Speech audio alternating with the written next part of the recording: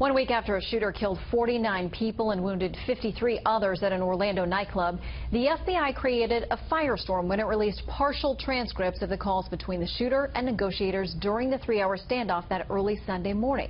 But after uproar from conservatives who blasted the Bureau's decision as a political move, the Justice Department reversed its position and released the entire calls. Correspondent Steve Harrigan has the story from Orlando.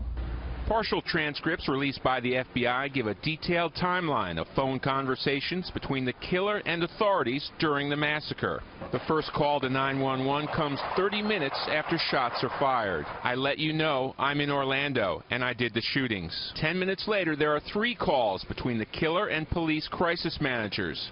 The calls last 9 minutes, 16 minutes, and then 3 minutes. They reveal part of the killer's motivation. He claims to be an Islamic soldier and calls on the U.S. to stop bombing Iraq and Syria. Authorities have refused to release audio from the calls, but they do describe the killer's tone. Why the killer made these murderous statements, he did so in a chilling, calm, and deliberate manner. The FBI initially redacted parts of the transcript where the killer swears support to the Islamic State. But officials later changed their mind, citing an unnecessary distraction from the criticism. Now the shooter's motivation is fully identified. "I pledge allegiance to Abu Bakr al-Baghdadi. May God protect him." The FBI's initial decision had drawn criticism.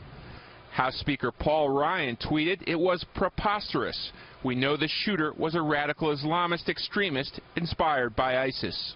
Later, Defense Secretary Ash Carter invoked the Orlando tragedy when talking about the ongoing coalition fight against ISIS. Finally, local police have also had to answer the question of why they waited 3 hours to breach the nightclub wall, whether some of the wounded could have been saved if they entered earlier. I think there was this misconception that we didn't do anything for 3 hours, and I'm just trying to clarify that that's absolutely not true. Our officers were in the club within minutes, exchanged gunfire with the suspect, forced him to stop shooting and retreat into the bathroom. From there, we let our negotiator take over and try and negotiate this to a peaceful resolution.